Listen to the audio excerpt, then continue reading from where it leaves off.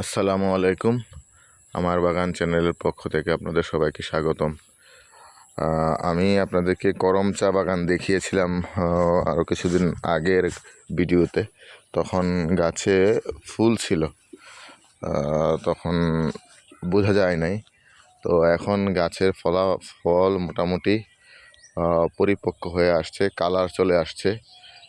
আপনারা দেখতে পাচ্ছেন একটা গাছে যতটুকু গাছ সে হিসাবে মোটামুটি ঠিক আছে, তবে গত বছরের তুলনায় এবছর ফলন অনেক কম এসেছে।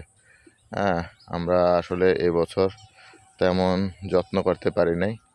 আমাদের কোরবানির উপলক্ষে কিছু বাড়িতে গরু আছে বিদায় গরুগুলো যত্ন করার কারণে এদিকে নজর দেওয়ার সময় পাই নাই। তো সেজন্য কোনো ভালো স্প্রে করতে পারি নাই। এই জন্য আমরা আসলে এটা ভালো ফলন আসে নাই। তারপরও মোটামুটি সুন্দর ভালোই ফল আসছে। সবগুলার কালার মিষ্টি কালার চলে আসছে।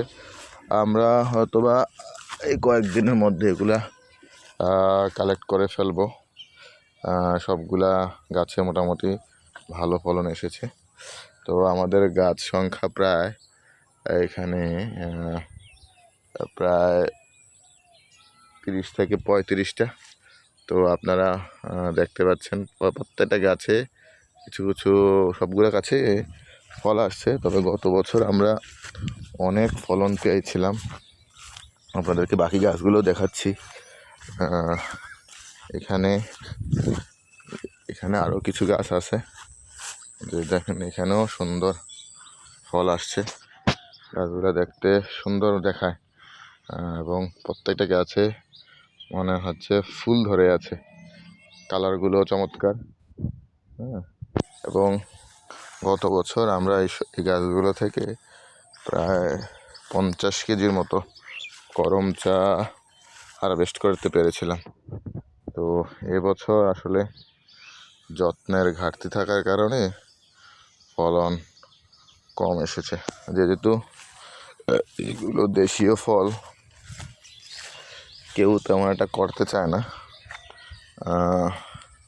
তারপর আমরা আসলে এগুলাকে আমাদের অরবরই বাগানের সাথী ফসল হিসেবে লাগিয়েছি।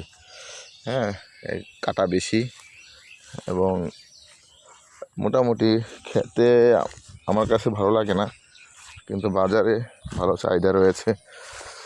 আমরা প্রায় এই 50 কেজি প্রায় 5,000 টাকার মতো বিক্রি করতে পেরেছিলাম।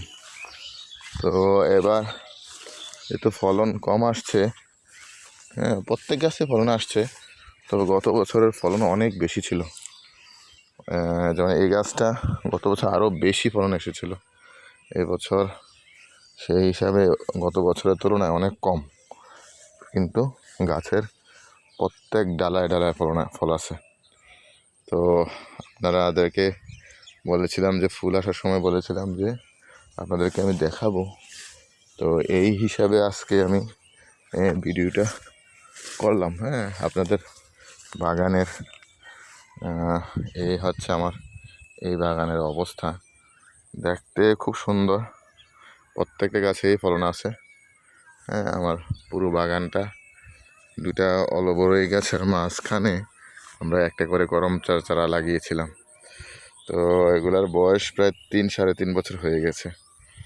তো আমাদের মূল গাছ হচ্ছে অলবরই। তো এটা আমাদের সাথী ফসল হিসেবে আমরা যতটুকু পাই সেটাই হচ্ছে আমাদের শুকরিয়া। তো আপনাদের সবাইকে অসংখ্য ধন্যবাদ ভিডিওটা দেখার জন্য। আসসালামু আলাইকুম।